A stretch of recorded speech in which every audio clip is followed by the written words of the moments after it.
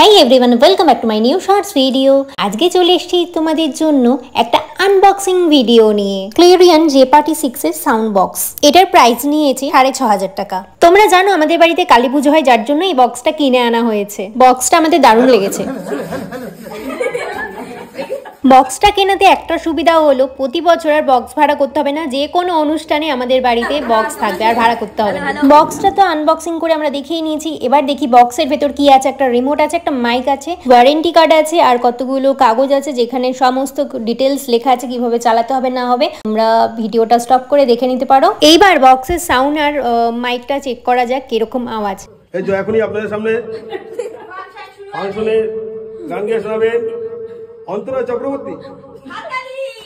অন্তরা চক্রবর্তী আর মিউজিকে বাবু।